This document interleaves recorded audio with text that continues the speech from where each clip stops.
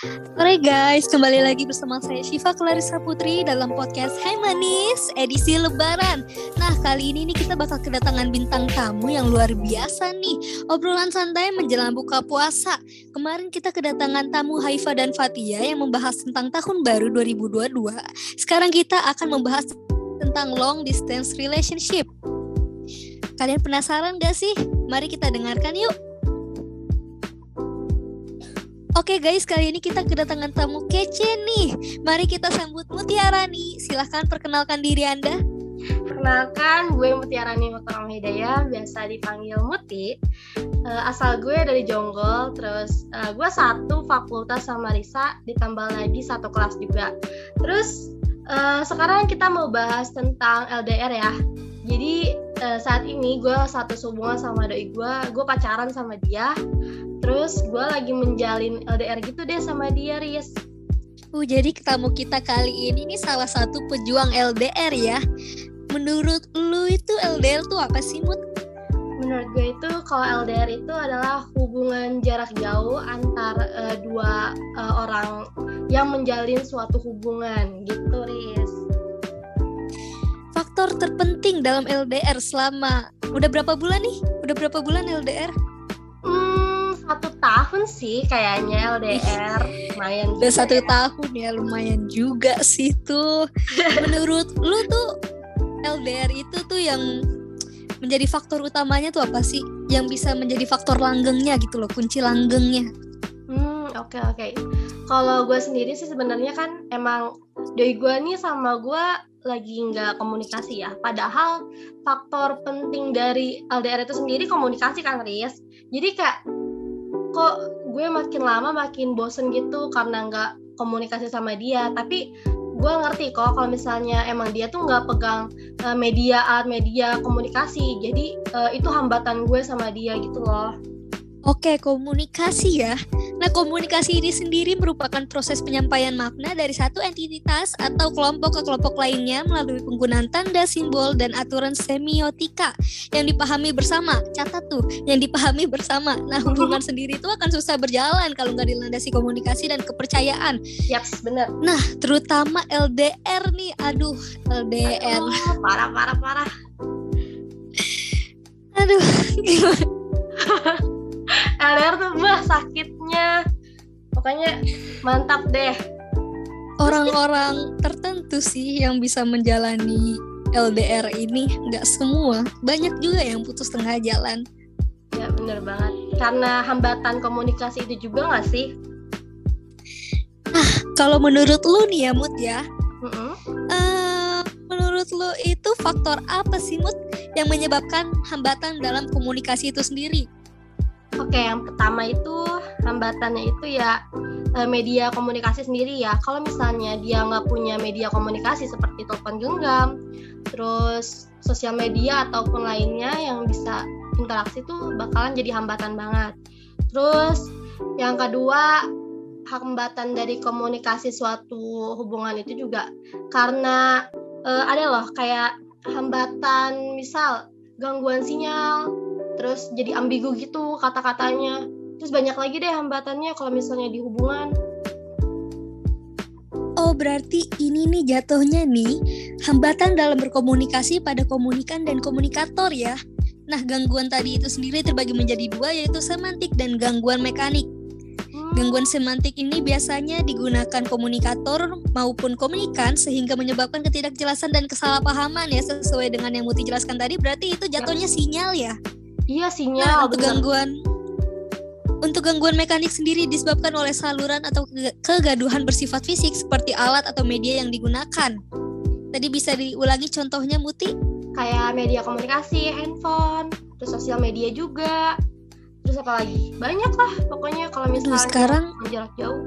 Sekarang kayaknya udah susah ya kalau misalnya nggak ada handphone tuh hampa gitu loh generasi kita ini. Iya bener banget. Karena semuanya tuh ada di handphone. Dan itu penting banget. Kita tuh posting, terus kita komunikasi sama cowok kita aja, sama teman kita aja bener-bener lewat handphone kan. Apalagi kayak di COVID-19 ini kan, kayak belajar aja kita butuh handphone, butuh laptop. Jadi kayak bener-bener penting banget sih laptop sama handphone tuh. Iya bener sih. Kalau faktor lainnya menurut lo apa tuh, Mut? Faktor dari mana nih? Dari bagian mana? Yang berkaitan dengan kepentingan mungkin. Kan kalian kan hubungan jarak jauh nih, LDR nih ya. Masing-masing dari kalian pasti punya kepentingan dong. Dan kalian harus bisa memahami itu. Kalau menurut lu ada nggak sih faktornya gitu loh yang bikin lu kurang lah pokoknya. Oke, jadi kalau misal hambatan nih, sekarang kan doi gue lagi pendidikan semi militer, guanya psikologi kan. Kadang omongan kita tuh hambatannya tuh kadang ada yang gak nyambungnya gitu loh. Jadi kayak dia bahas apa, gue bahas apa, jadi kayak apa sih militer itu gue juga gak ngerti karena bukan ruang lingkup gue juga. Terus kalau misalnya gue bahas tentang psikologi ke dia juga kayak bingung, emang apa psikologi, kan gue nggak di ruang lingkup lu gitu. Jadi kayak bener-bener hambatannya itu kayak udah perbedaan dari segi pergaulan atau cara berinteraksi dia di suatu kelompok dia sama suatu kelompok gue sendiri juga sih, Riz. Oh, berarti ini selain kepentingan ini bisa masuk ke hambatan sosiologis ya, karena perbedaan pergaulan seperti dalam bermasyarakat atau suatu kelompok. Lu ada di... Berarti ada hambatan sosiologisnya juga ya, Riz ya? Ada hambatan sosiologis, hambatan antropologis, dan hambatan psikologis.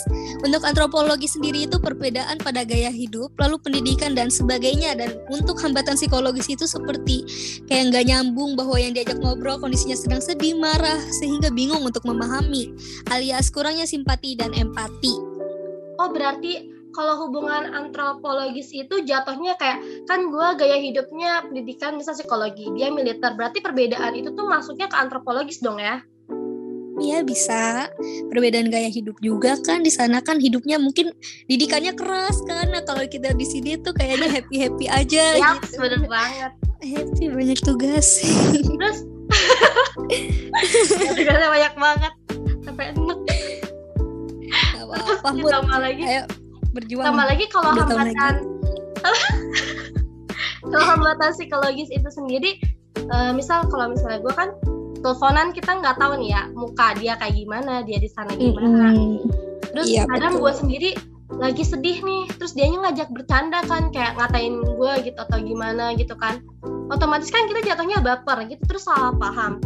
Berarti itu jatuhnya kayak kehambatan psikologis dong ya, Riz ya? Iya betul, bisa kayak kurangnya simpati empati, terus kurangnya menempatkan posisi dalam situasi dan kondisi gitu loh. Oke, bener ngerti banget ya. Berarti LDR tuh bener-bener banyak hambatannya, banyak faktornya. Terus nyambung juga lagi ya sama tema psikologi kita sekarang ya.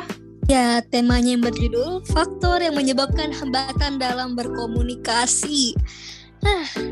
Mungkin kita bisa lanjut nih ya. Di boleh. Faktor ketiga, Mut. Boleh. Faktor ketiga ini ada motivasi terpendam ya, di sini kita lihat ya. Kalau menurut lu motivasi terpendam itu apa sih, Mut? Kalau menurut gue tuh, kalau motivasi terpendam itu sendiri kayak keinginan kita atau rasa perhatian kita gitu, yang kependam gitu loh, kayak nggak kesalurin gitu. Aduh, susah deh kalau contohnya LDR.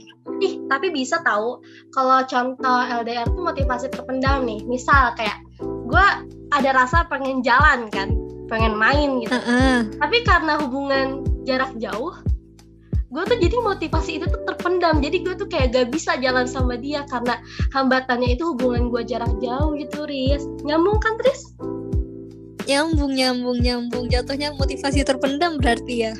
Betul banget.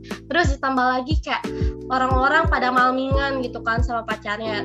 Terus gue sendiri kayak di dalam rumah masih kolan gitu sama doi gue, kayak gak malmingan, bener-bener kayak hubungan jarak jauh tuh kayak susah banget lah buat ketemu intinya. Jadi kayak motivasi terpendam sendiri buat diri gue. Terus motivasi terpendam itu sendiri sih kayaknya menurut gue tuh kayak bisa mendorong gue buat bangkit gitu, buat motivasi itu ada lagi gitu loh, Riz. Misal dia kayak ke tempat gue atau ke rumah gue, kan jadi motivasi terpendam itu udah muncul deh. Gimana kata lo, Riz?